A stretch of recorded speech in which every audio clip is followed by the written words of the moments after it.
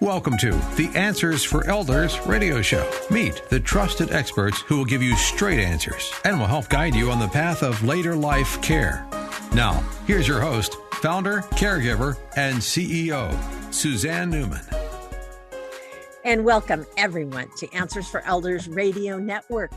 And we are very excited today to have a lovely lady by the name of Sarah Luetke.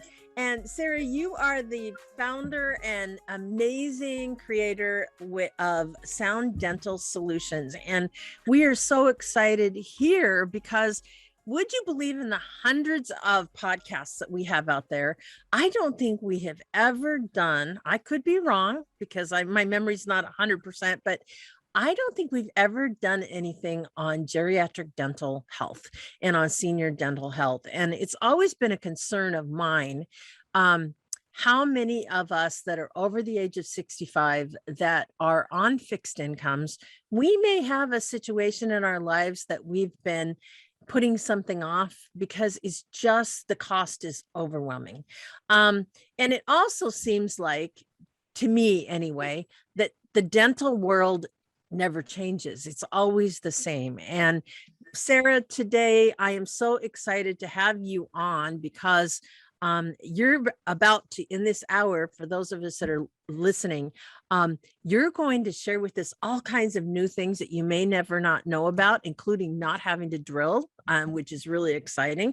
And the other thing that I'm really excited to learn, Sarah, is all about Sound Dental Solutions, what you do and how you work. So Sarah, thank you and welcome to the program. Thank you so very much, Suzanne, for having me. Well, I'm very glad because you are kind of a trailblazer. And I love the fact that you've come forward and to talk a little bit about what you do. But before we get into that, I would love to have you kind of give us the 365 degree, 50,000 foot high overview of seniors and their dental practices. What goes on out there? Great question. So I have worked in dentistry for over 20 years now, and I worked in Bainbridge, very affluent community as a dental hygienist for a group practice dentist that we had 5 hygienists, 2 dentists, and just amazing practice. And patients came in that had ability to pay for dental care that could keep up on their dental health. It was an affluent community. And I've also had the opportunity to work in farm communities in Montana and Wisconsin and Minnesota throughout my career, where maybe people don't have the finances to do everything to restore their teeth and their mouth. Right. And so what I've seen in all these different areas that I've worked throughout my career, and especially since I got the opportunity to be in the same dental practice for 15 years on Bainbridge, I saw we offered our patients amazing dental care services. And in America, we are aging people with teeth. Prior generations, we did not have the ability to do all of the anesthetics and the fillings and implants and all of this dentistry that kept people having teeth their whole lifetime. So as people aged in previous generations, they would lose teeth, pull teeth, maybe have dentures. Dentures, everyone says, aren't great, which they aren't. However, a denture can come in and out. Your teeth, if you're having tooth pain and you can't afford traditional dentistry, or you can't get into the dental office, even if you have the money, it's a big problem when tooth concerns aren't addressed. And so the practice I was in on Bainbridge, patients I personally cared for that many years in a preventative hygiene way, along with the dentist doing the restorative work that needed, all of a sudden I wouldn't see the husband or wife of a couple. And then it would be for a few years. And then the spouse would come in and say, I feel so terrible. My spouse hasn't been in because they're in a nursing home now. And my first case that I will not forget ever was a patient that came in, and it's before I started Sound Dental Care on my own. And the husband came in and said to me and the dentist, My wife's at a nursing home down the road, and she probably has about 10 or 15 teeth that have broken off in the last 2 years because I haven't gotten her in here. And they had money. They had money, and they always came in. And so the dentist and I looked at each other, and he said, Sarah, you're kind of starting up Sound Dental Care. You need to go and take care of her. And bless your heart. I took care of her until the end of her life, and it was 5 years. So it was pretty amazing. Yeah. Well, and I know for so many people in my realm, it's like, it's expensive. It's outrageously expensive to go forward, especially as you get older, is when your teeth start to deteriorate. Right. And,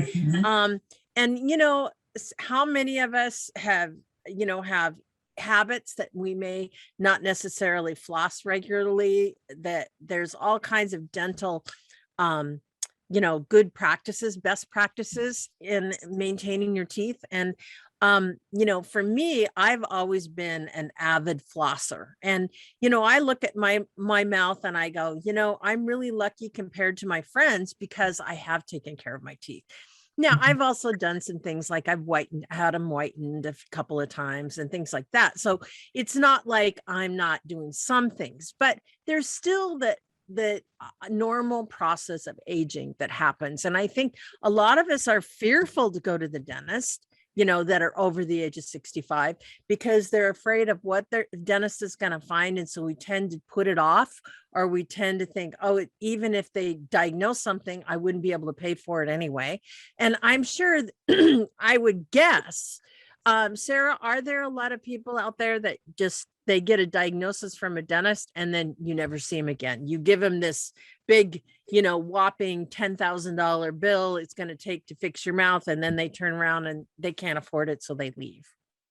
I would say yes. And hygienists and dentists work together traditionally. Right. However, a hygienist, our perspective is always prevention. We're all about preventing disease and restoring the mouth to health. Dentists also are about that in a different way. We are more of the gum people and the oral hygiene and talking about habits at home, where the dentists tend to be the part of the practice that restores things when there's problems and supports the rest of the team.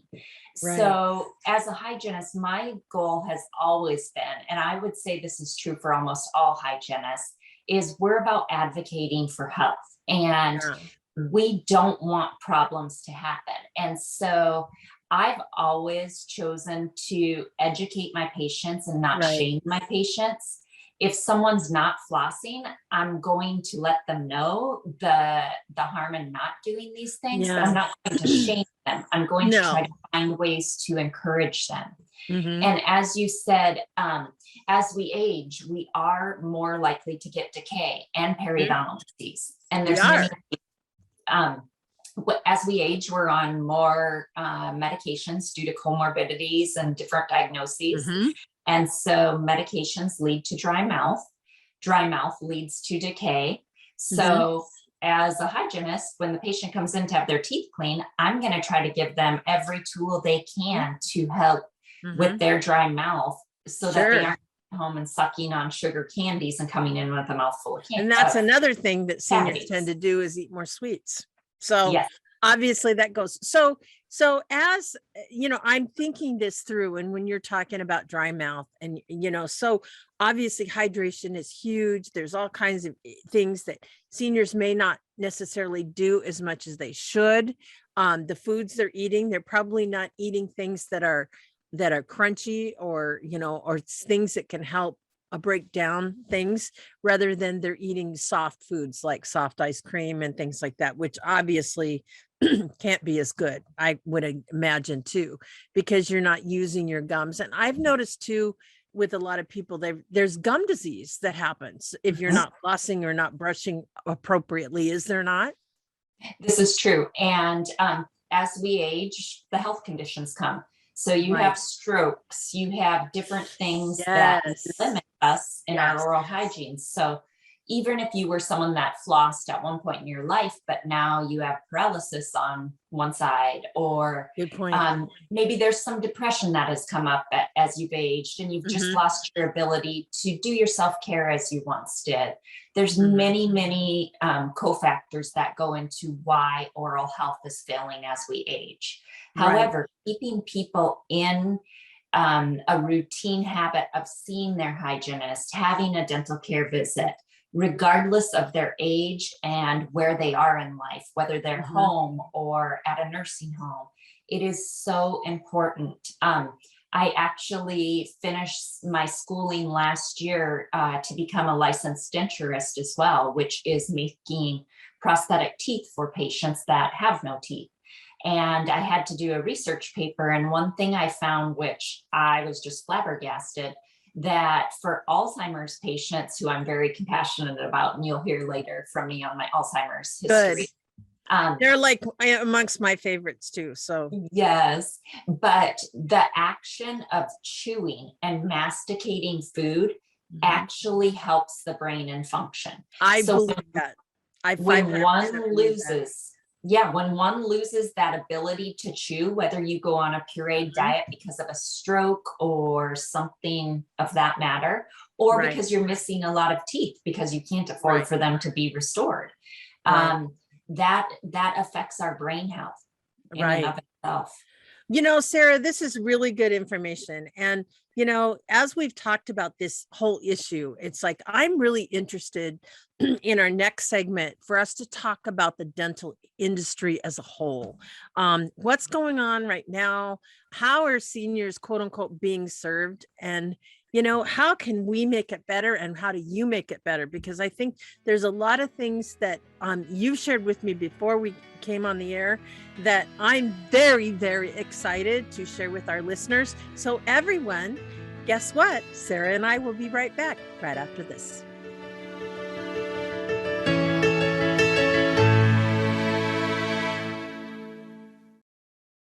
We at Answers for Elders thank you for listening. Did you know that you can discover hundreds of podcasts in our library on senior care? So visit our website and discover our decision guides that will help you also navigate decision making. Find us at answersforelders.com.